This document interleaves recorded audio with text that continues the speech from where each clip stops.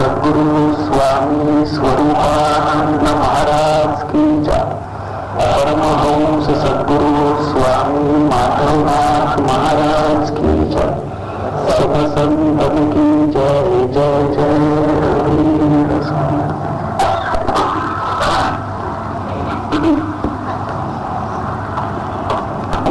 जय जय देव विशुद्ध विदुदयोद्यान द्विरद शमदम मदन मदभेद दयार्णव। 8व्या अध्यायातल्या गुरुनमनाच्या ज्या ओव्या आहेत त्या ओव्या आपण कीर्तन भक्तीच्या संदर्भामध्ये पाहतो आहोत. अशा प्रकारे केलेलं कीर्तन किंवा स्तुती ही मोठी लोकविलक्षण अशी गोष्ट आहे ज्ञानेश्वर महाराजांनी केलेली. आपले कीर्तन म्हणजे अगदी साधं रोचक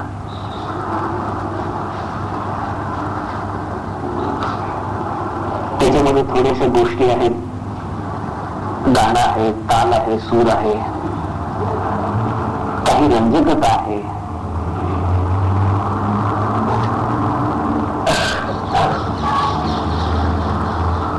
अशा गोष्टी कीर्तन म्हणून ऐकण्याची सवय आहे किंवा कीर्तन याचा अर्थ अशा पद्धतीच्या गोष्टी असं आपल्याला वाटतं. हे कीर्तन देखील खूप वेगळ्या वेगळ्या पातळीवर असतं आणि जेव्हा ज्ञानेश्वर महाराजांसारखी योगाचार्य, भक्ताचार्य, ज्ञानी अशी एखादी महान विभूती कीर्तन करते तेव्हा कोणत्या पातळीवर कीर्तन करते याचा हा एक नमुना आहे. ज्ञानेश्वर महाराजांनी अत्यंत सुलभ, साध्या, आपल्या सगळ्यांना आवडतील अशा शब्दामध्ये देखील अत्यंत प्रेमभर, भक्तीने युक्त, सोप्या अशा भाषेमध्ये देखील भगवंतांची स्तुती, स्तवन, गुणवर्णन इत्यादी केलेलं आहे. ते आपण याच्या आधी पाहिलं देखील. पण हा एक स्तवनाचा प्रकार आहे, तो आपण पाहतो आहोत, जो आपल्या सगळ्यांना नुसता ऐकायला देखील जड वाटतो आहे. जय जय देव विशुद्ध 7वी ओवी आहे आणि मला असं वाटतं की या 7 ओव्यांकरता मिळून जवळपास आपण 10 प्रवचन केली. हे 10वं प्रवचन आहे.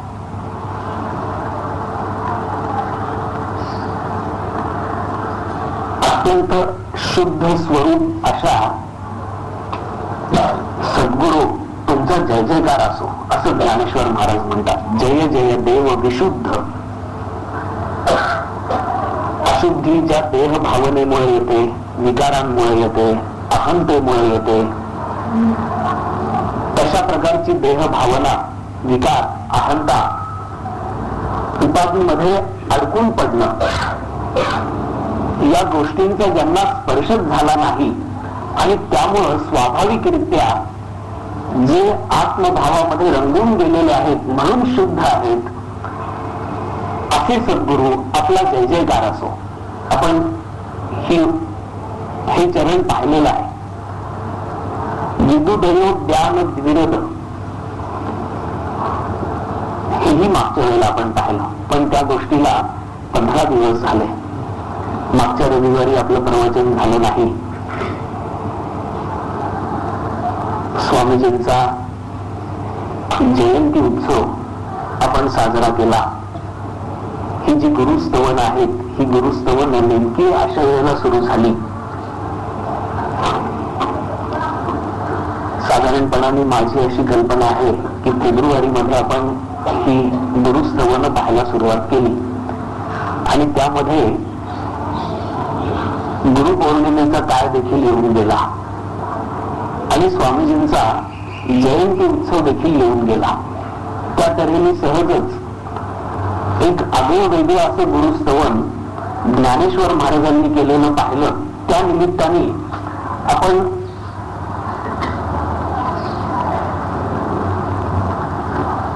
आपल्या सद्गुरूंकडे किती उंचावरून पाहता येऊ शकेल. ज्ञानेश्वर महाराजांनी दिलेल्या दृष्टीनुसार ते समजावून घेतलं आणि त्या अंगाने आपण गुरुस्तवनच केलं. विद म्हणजे विद्या, ज्ञान. विद उदय,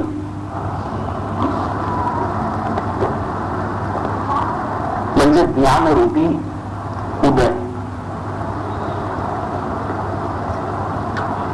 ज्ञानरूपी सूर्याचा उदय. हा उदय कुठं झाला? विदुदय उद्यान. विद्यारूपी ज्ञानरूपी अशा उद्यानामध्ये हा उदय झाला.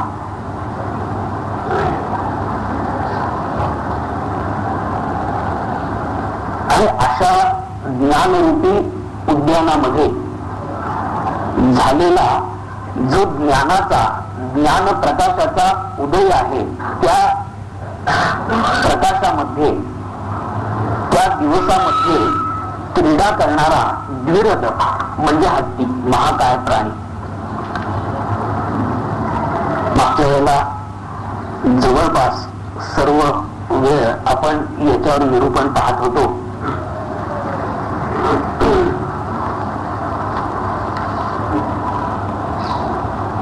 ज्ञानाचा उदय क्षणभर होणं आपल्या ठिकाणी ही देखील आनंदरूप अशी गोष्ट आहे. क्षणभर जीव शिवस्वरूप होणं ही देखील आनंदरूप करणारी अशी घटना आहे. कोणाकोणाचं क्वचित ध्यान लागतं, खूप चांगलं ध्यान लागतं, तर ती गोष्ट ती व्यक्ती कित्येक काळ विसरत नाही, जवळपास आयुष्यभर देखील विसरत नाही. जर एकदा चांगलं ध्यान लागलं तर कितीतरी काळ आठवणीत राहणारी अशी ती घटना असते की मला कसलंही स्मरण नव्हतं, मी पूर्णपणाने तल्लीन झालेलो होतो. बाहेर शब्द ऐकू येत होता, पण त्यावेळेला त्या शब्दाच्या अंगाने वृत्ती उठत नव्हत्या आणि आत आत असा अधिकाधिक मी चाललेलो होतो. देहाचा विसर पडलेला होता, मनाचा पत्ताच नव्हता, बुद्धी कोणत्याही तऱ्हेने हालचाल करत नव्हती. अत्यंत आनंदरूप सुखरूप असा मी होऊन गेलेलो होतो.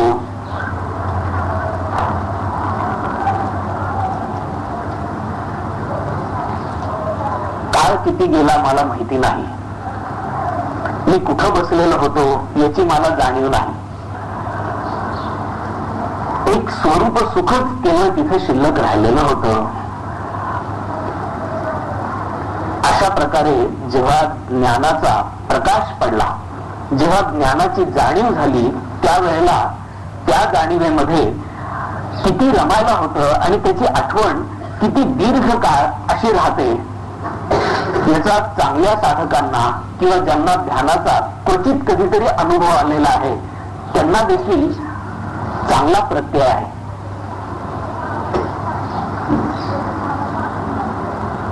आणि मग अशा ध्यानानंतर पुढे कितीतरी वेळ वृत्ती कशी सात्विक राहिली, कसं समाधान भरून राहिलं हे देखील वाटत राहतं.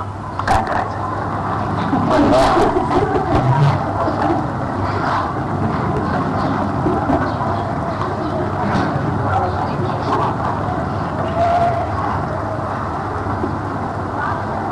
अशा प्रकारे ज्ञानाची चाहूल, ज्ञानाची जाणीव थोडीशी जर झाली तर आपण आपल्याला अत्यंत भाग्यवान समजतो. त्या ज्ञानाचा अनुभव घेणारे, त्या ज्ञानाचा उपभोग घेणारे आपण ज्ञान स्वरूप होऊन गेलेलो असतो. अशा प्रकारच्या ध्यानाच्या एकरूपतेच्या अशा अनुभवानंतर आपण पुन्हा एकदा वृत्तींवर येतो, इंद्रिय भावांवर येतो आणि क्रमाने हळूहळू अशा प्रकारच्या आनंदाची जाणीव नाहीशी होते. आपण पूर्ण संसारी बनून जातो आणि मग तळमळत राहतो, वाट पाहत राहतो की तसं चांगलं ध्यान आपल्याला कधी लागेल. कधी कधी कोणाकोणाला संशय देखील येतो की तेव्हा जे चांगलं ध्यान लागलेलं होतं तसं आता पुन्हा होणार की होणार नाही, आपण खरंच आत्मरूप होणार की होणार नाही, तेव्हा झालेलं काय होतं कोण जाणे, असं देखील संशयाचं स्वरूप राहू शकतं.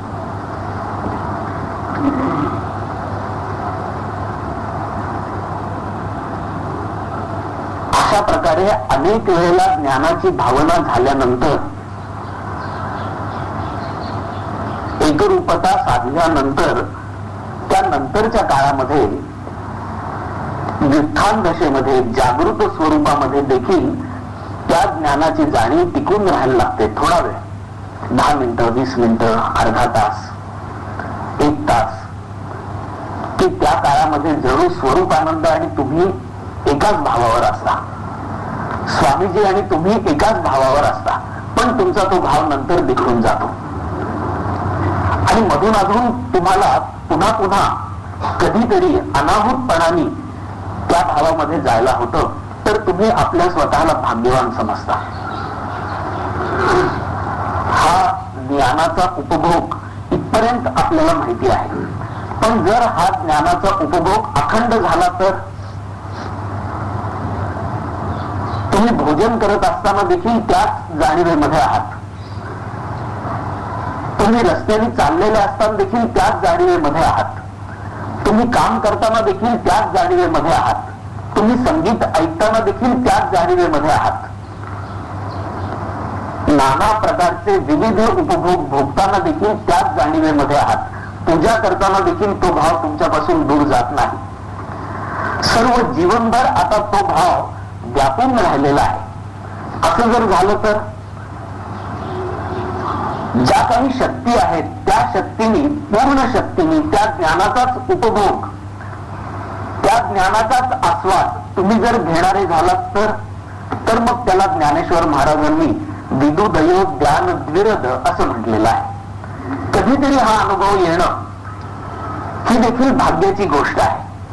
तर जो सदैव त्या अनुभवामध्ये आहे, त्या भावामध्ये आहे, त्याला दुसऱ्या कोणत्या नावाने संबोधणार. म्हणून ज्ञानेश्वर महाराज अशा रीतीने ज्ञानरूपी उदय झालेल्या उद्यानामध्ये असणारा द्विरद म्हणजे हत्ती अशा प्रकारचं वर्णन करत आहेत.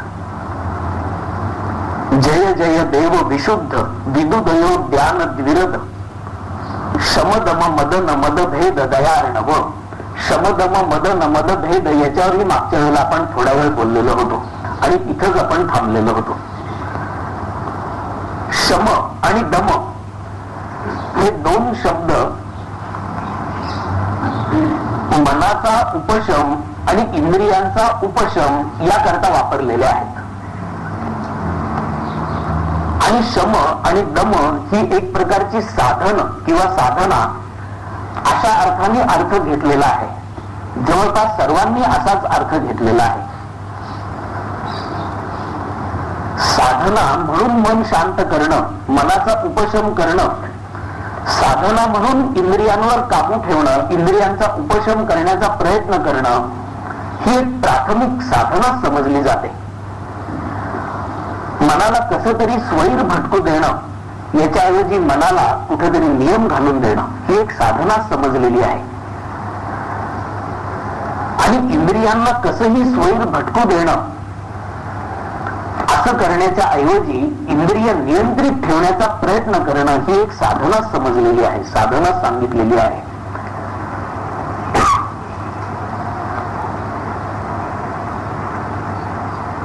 निदान इंद्रियांनी तरी अतिक्रमण करणार नाही,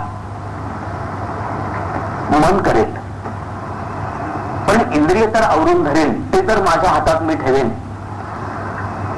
चातुर्मास चाललेला आहे, तर या चातुर्मासाच्या दिवसांमध्ये माझं मन धाव घेईल कदाचित. तेही खरं म्हणजे बाहेर पावसाळी वातावरण जे असतं त्यामुळं आपली पचवण्याची जी शक्ती असते ती शक्ती क्षीण झालेली असते. त्यामुळे त्याचा आरोग्याच्या विचारांशी देखील संबंध आहेच. म्हणून सहज जड खाणं जर टाळलं कांदा वगैरे असं, तर आपलं शरीर स्वास्थ्य टिकायला मदत होते. हा एक प्राथमिक आरोग्याचा विचार आहे. आणि मनाच्या अंगाने देखील एक विचार आहे की वारंवार मन अशा चविष्ट भावनेकडे जाईल तर ते आवरून धरावं. पण जर मनाने आवरता येत नसेल, मन जर ओढ घेत असेल, तर निदान जिभेला तर मी आवरून धरेल. भजी खावीशी वाटतील तर मी जिभेला परवानगी देणार नाही. मी मन वेगळं आहे आणि मी वेगळं आहे असं गृहीत धरून जो मी आहे तो मी म्हणतो की मनाला जरी वाटलं असेल तरी माझा नियम चालू आहे म्हणून मी खाणार नाही. याला दमन असं म्हणतात. म्हणजे निदान इंद्रिय तर अडवून धरू, तो तर सोपा प्राथमिक मार्ग आहे. विषयांकडे मन धाव घेत असेल तर इंद्रिय तर अडवेन, इंद्रियांनी तर करू देणार नाही. म्हणून हा दम किंवा दमन हा शब्द प्रयोग वापरला गेला.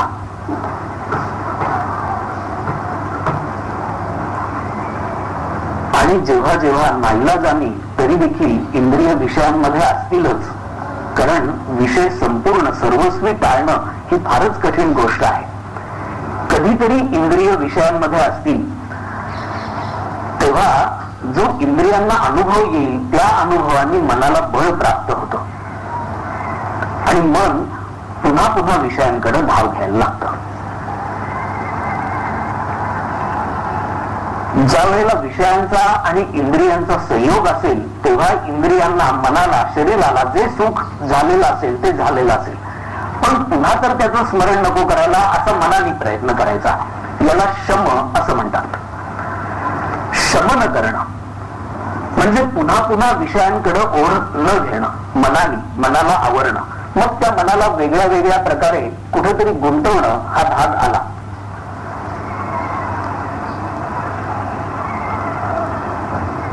मन जर रूपाकडे जात असेल तर भगवंताचं रूप दाखवणं,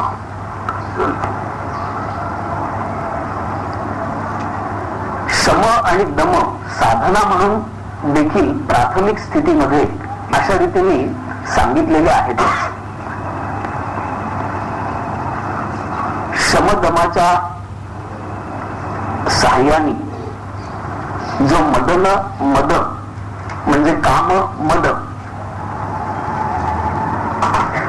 त्याचा नाश करणाऱ्या असं वर्णन सद्गुरूंचं केलेलं आहे.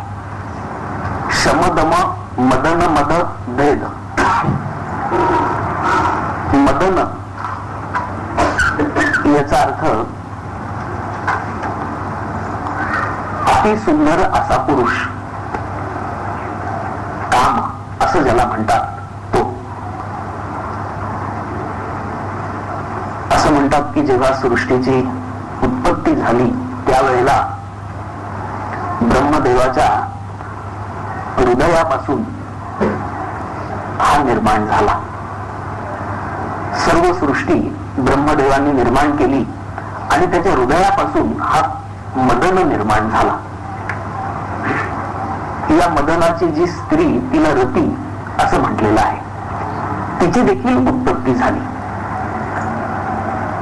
आणि हा मदन आणि रती तेव्हापासून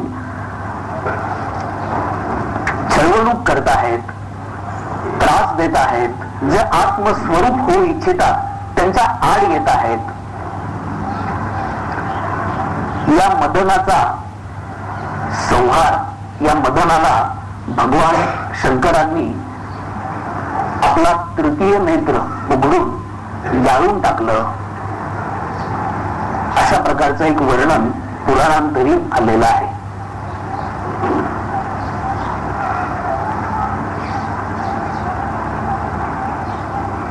मदन अथवा रती हे जे ब्रह्मदेवाच्या हृदयापासून निर्माण झाले याचाही अर्थ असा की उत्पत्तीमध्येच ते अंतर्भूत आहेत.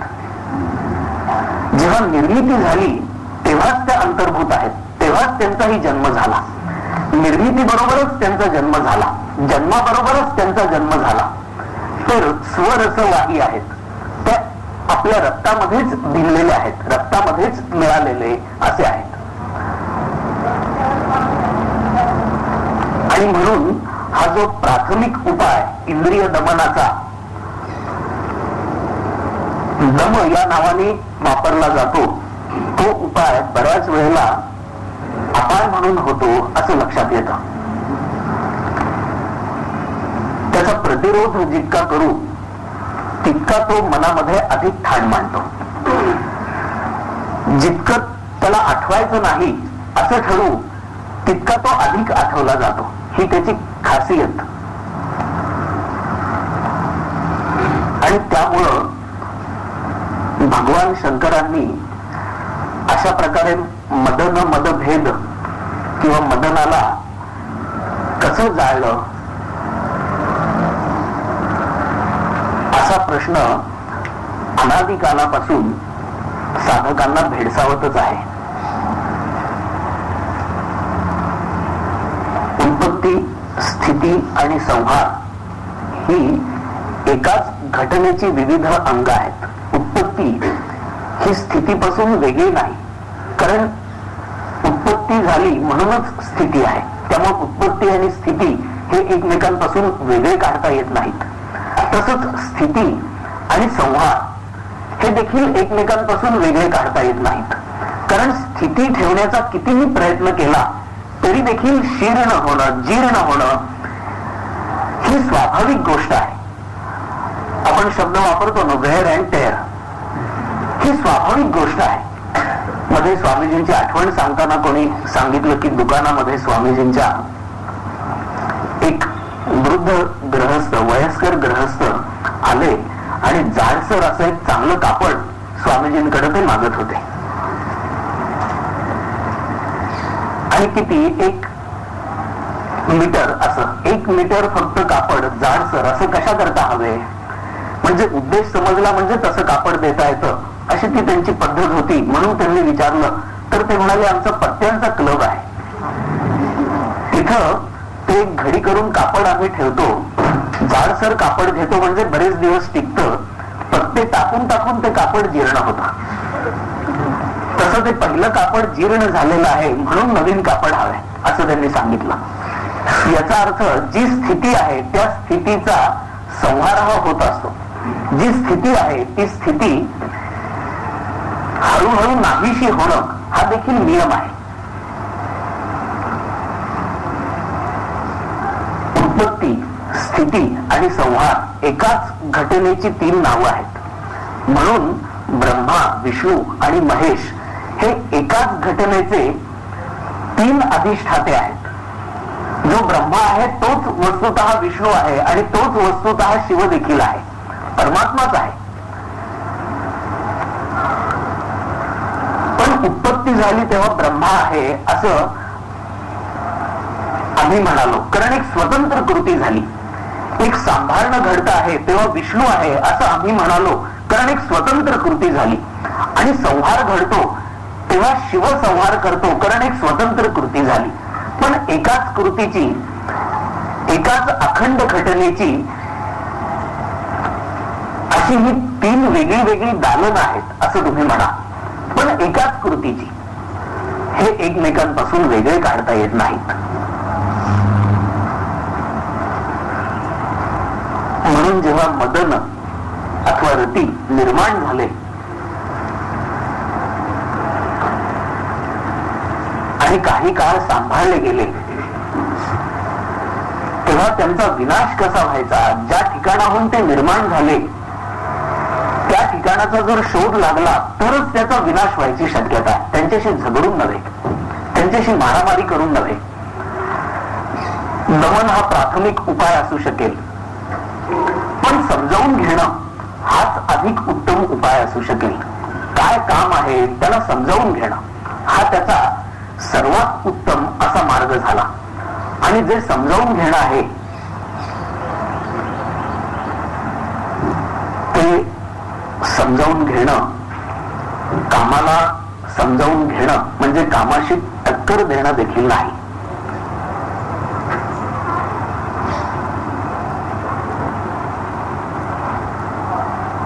एक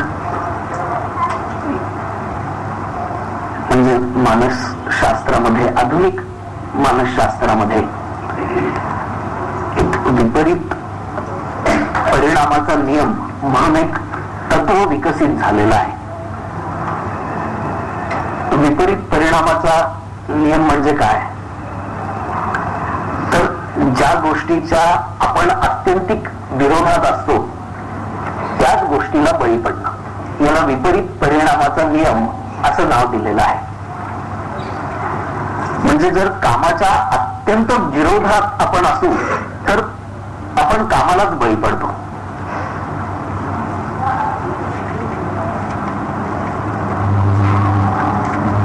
ते समजून सांगताना ज्यांनी हा नियम शोधला त्यांनी असं म्हटलं की त्यांच्या कामाच्या ठिकाणी एक व्यक्ती होती. ती व्यक्ती साधारणपणाने इतर जे निगरगट्ट असे लोक होते त्याच्यापेक्षा भोळी भाबडी अशी होती, साधी सामान्य अशी व्यक्ती होती. आणि त्या व्यक्तीच्या लोक खूप मागे लागत असत, चेष्टा करत असत. आल्या आल्या एखादा प्रश्न विचारायचा, त्यांनी काहीतरी उत्तर द्यायचं, त्याच्यावरून त्या माणसाला सगळ्यांनी जणू घेरायचं, सर्वांनी त्याची चेष्टा करायची, असं व्हायचं. तर त्याला मोठी ऑर्गनायझेशन असल्यामुळं दुसऱ्या डिपार्टमेंटमध्ये ट्रान्सफर केली की इथं याला त्रास होतो म्हणून दुसऱ्या डिपार्टमेंटमध्ये याला नेमू आपण, म्हणून त्याला दुसऱ्या डिपार्टमेंटमध्ये नेमलं. तिथेही या पद्धतीची लोक होतेच. तर हा नेमका त्या पद्धतीच्या, त्या स्वभावाच्या, म्हणजे याची चेष्टा करणाऱ्या लोकांकडेच आकृष्ट होत असे. हा मुद्दामच त्यांच्यात जाऊन बसायचा, त्यांना आपलं स्वतःच काहीतरी सांगायचा आणि त्यांच्याकडून चेष्टा करून घ्यायचा. म्हणून त्याला अजून एका डिपार्टमेंटमध्ये ट्रान्सफर केली. तर तिथेही तेच घडायला लागलं. एवढंच नव्हे तर तो आपण पूर्वी ज्या डिपार्टमेंटमध्ये काम करत होतो त्या डिपार्टमेंटमध्ये सहज म्हणून आला तर त्याची टिंगल करणाऱ्या लोकांमध्ये जाऊन बसत असे आणि त्याची चेष्टा होऊन तो परत जात असे. तेव्हा त्यांना असा प्रश्न पडला की एखाद्या व्यक्तीच्या बाबत असं का घडतं? जे साधारणपणाने त्याच्याशी सौजन्याने वागतात, चांगले वागतात, त्यांच्यामध्ये हा जाऊन का बसत नाही? त्याच्याऐवजी नेमकी चेष्टा करणाऱ्या लोकांमध्ये जाऊन हा त्यांना विषय का पुरवतो? आणि मग त्यांनी त्या तऱ्हेने संशोधन करायला प्रारंभ केला. तेव्हा असं लक्षात आलं की त्याला वस्तुतः या गोष्टीची अत्यंतिक भीती वाटत होती. कोणी आपली चेष्टा करणं याचीच भीती वाटत होती आणि ती चेष्टा होऊ नये म्हणून त्यांच्याशी तो अधिक लगट करायला जात असे, त्यांच्याशीच अधिक संबंध ठेवायला तो जात असे आणि त्यांच्याकडून पुन्हा पुन्हा चेष्टा करून घेत असे. त्यांनी असं म्हटलं की सायकल चालवताना मोठं ग्राउंड आहे आणि त्या मोठ्या ग्राउंडवर व्हॉलीबॉलचे 2 खांब फक्त आहेत.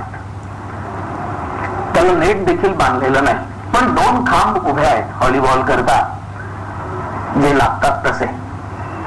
आणि एवढ्या मोठ्या मैदानातून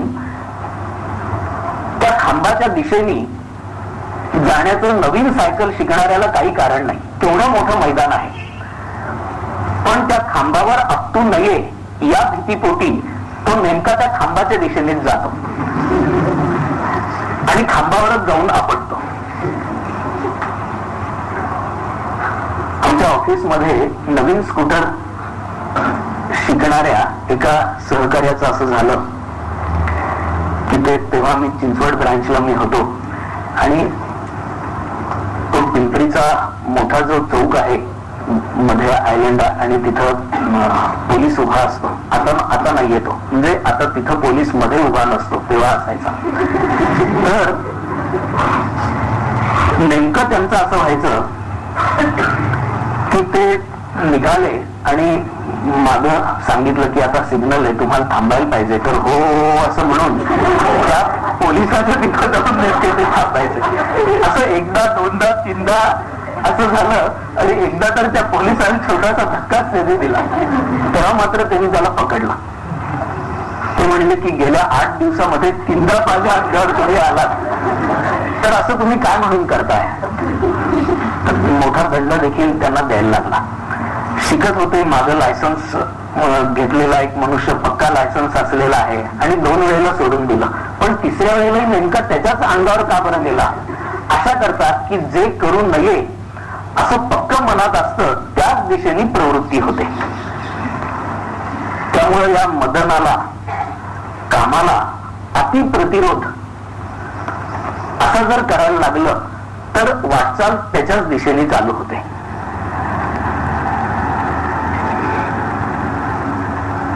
भगवान शंकरांनी कामाला जाळलं याचा अर्थ त्याची उपेक्षा केली. आपण ते एक चित्र पाहतो जुन्या देवळांमध्ये वगैरे गेलं तर असे राधाने शंकर असे पाहतायत कामदेवाकडं आणि आगीमध्ये कामदेव सापडलेला आहे. तर आपल्याला वाटतं काय शहामत आहे, केवढी मोठी गोष्ट आहे की यांनी कामाला जाळलं. पण भगवान शंकरांनी कामाला असं त्याच्याकडे रागाने पाहून जाळलेलं नाही, त्याची उपेक्षा केली, त्याच्याकडे लक्ष नाही दिलं, त्याच्यापासून अलिप्त राहिले तरच कामाचा पराभव करता येतो. जर कामाच्याकडं अति लक्ष दिलं किंवा अगदी टोकाला जाऊन त्याच्यापासून परावृत्त होण्यासाठी म्हणून एकदम करकचून आपल्या स्वतःला बांधून घेतलं तर त्याच्या दिशेने अधिक प्रवास सुरू होतो. म्हणून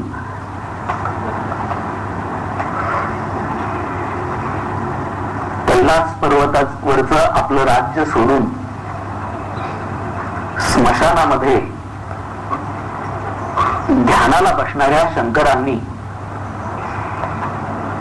कामाला, मदनाला जाळलं याचा अर्थ त्यांनी त्याची उपेक्षा केली, त्यांनी त्याच्याकडे पूर्ण दुर्लक्ष केलं.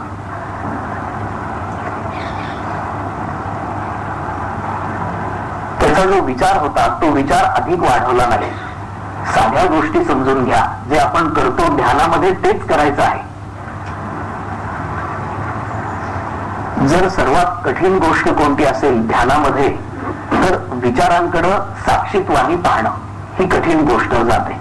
कारण विचारांनी यावं आणि त्याच्यात आपण अडकावं, सापडावं अशी सवय लागलेली आहे. या जन्मात जन्म अशी सवय लागलेली आहे.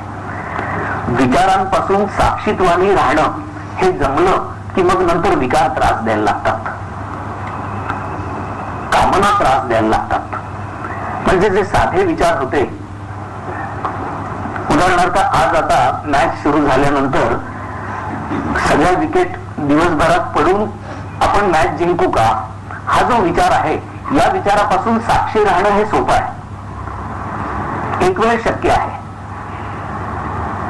पेपरमध्ये एक बातमी वाचली, त्या बातमीच्या संदर्भात विचार उठला, एखादी माहिती आहे तुम्हाला त्या संबंधात विचार उठला तर मग सोपं आहे, तुलनेने सोपं आहे.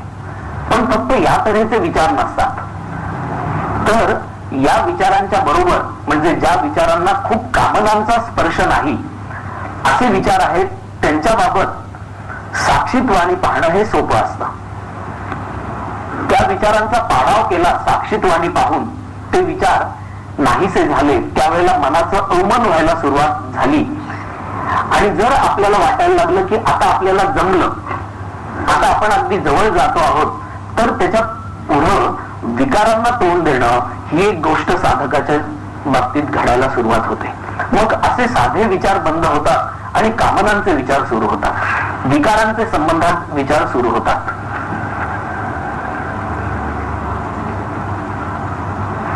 जे म्हणून पाहिलेले, ऐकलेले, अनुभवलेले असे विषय आहेत ते विषय समोर येऊन उभे राहतात. या विचारांना साक्षीत्वानी पाहणं, या विचारांकडे साक्षीत्वानी पाहणं, कामनांकडे देखील साक्षीत्वानी पाहणं, असं केल्यानंतर सर्वात कठीण गोष्ट ती अहंकाराची निर्माण होते. म्हणून ध्यानात उठणाऱ्या विचारांचे 3 भाग मी करतो. पहिले म्हणजे असे स्ट्रे येणारे असे विचार, त्याच्यानंतर विकारांच्या संदर्भात येणारे विचार, आणि तेही नाहीसे झाल्यानंतर आपला इगो जो असतो, अहंता जी असते, त्या संदर्भात येणारे विचार. हे हे अजून कठीण. म्हणून कामविजय झाल्यानंतर एकदम आत्मरूप होईल असं नाही. कामविजय झाल्यानंतर मग इगो प्रॉब्लेम सतावायला लागतो. आपलं कर्तृत्व, आपलं श्रेष्ठत्व, आपलं बुद्धिवैभव, आपल्याला मिळालेलं यश, याचं कारण आपण घेतलेला अचूक निर्णय, या गोष्टी त्रास द्यायला लागतात. इगो ज्याला म्हणू, या गोष्टी अतिघातकारक अशा असतात. ध्यान चांगलं का लागत नाही याची ही कारण आहेत. नुसतं विचारांकडे साक्षीत्वाने पाहायचं, पण या विचारांचं जे स्वरूप आहे ते स्वरूप असं असल्यामुळं, अधिकाधिक सखोल असं असल्यामुळं, त्याच्यातला हा कामविजय ही गोष्ट की साधे विचार नाहीसे केल्यानंतर, जाळून टाकल्यानंतर, एका भाषेमध्ये विचारांकडे दुर्लक्ष केल्यानंतर विचार नाहीसा होतो. मग कामासंबंधीचे विचार, इंद्रिय भोगांविषयीचे विचार समोर उभे राहतील, त्यांना बाजूला सारणं हे कठीण जातं. आणि भगवान शंकरांनी ते केलं. मदनाला जाळलं याचा अर्थ ते केलं. जो इगो प्रॉब्लेम आहे तो सर्वात कठीण असा अंतिम टप्पा. कामाचा देखील एक वेळ सोपा.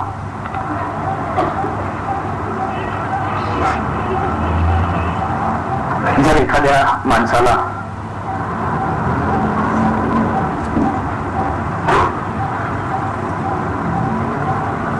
दुसऱ्याकडून ऐकायला मिळालं की अमुक अमुक व्यक्ती फार गुणी आहे, तर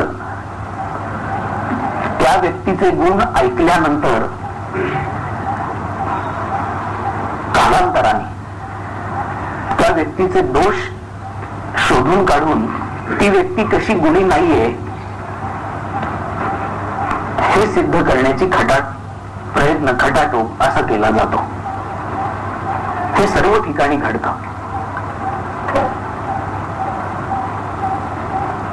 स्वामीजी तर म्हणत असत की याला चांगलं म्हटलेलं त्याला आवडत नाही. जी साधक मंडळी अवतीभोवती गोळा झालेली होती त्याच्यामध्ये एकाला चांगलं म्हटलं तर दुसरा दुखावला जातो, दुसऱ्याला चांगलं म्हटलं तर तिसऱ्याला आवडत नाही. असे एक वेगळेच इगो प्रॉब्लेम सुरू होतात असं स्वामीजी एकदा म्हणालेले होते. एकदा काय अनेकदा म्हणालेले होते. त्यांना ती एक कसरत करायला लागत असे. याचं कारण एकाच्या तोंडावर जर दुसऱ्याची स्तुती केली तर परिणाम असा घडतो की ही व्यक्ती चांगली आहे असं एखाद्याच्या अंतःकरणात जर असेल तर त्या व्यक्तीचे दोष शोधायला ती व्यक्ती सुरुवात करते.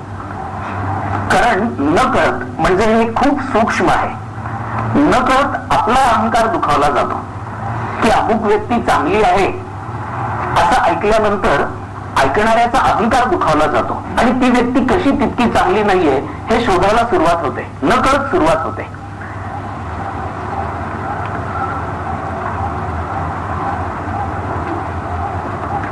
आणि हे सर्व अंतिमतः कामामध्येच मोडतं. म्हणून मदन भेद ही एक कठीण गोष्ट समजली जाते. जय जय देव विशुद्ध विदुदयो ज्ञान विरद शमदम मदन मदभेद दयार्णव. दयार्णव हा शब्द तरी राहिलाच. या निरूपणामध्ये म्हणजे उपनिषदांचं सूत्र वाङ्मय देखील कमी पडेल इतक्या सूत्रमय पद्धतीने हे सगळं लिहिलेलं आहे. नुसता अर्थही सांगून पुढे जाता येणं शक्य आहे. शमदम मदन मदभेद.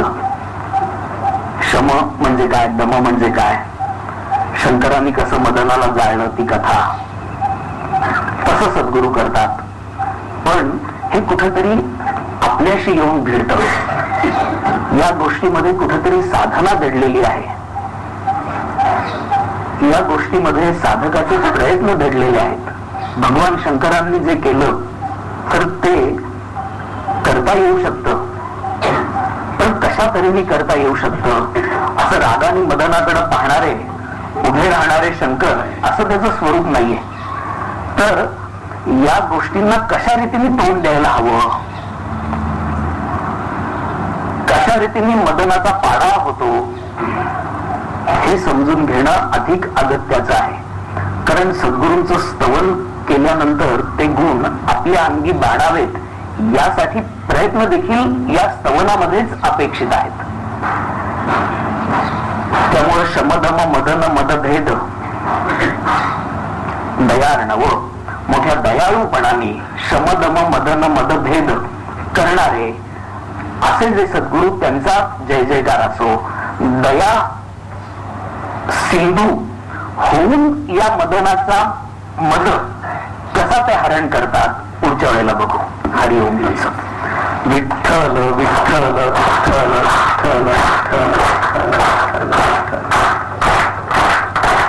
नमितो योगी थोर विरागी तत्वज्ञानी संत तो सत्कविवर परात्पर गुरु ज्ञानदेव भगवंत.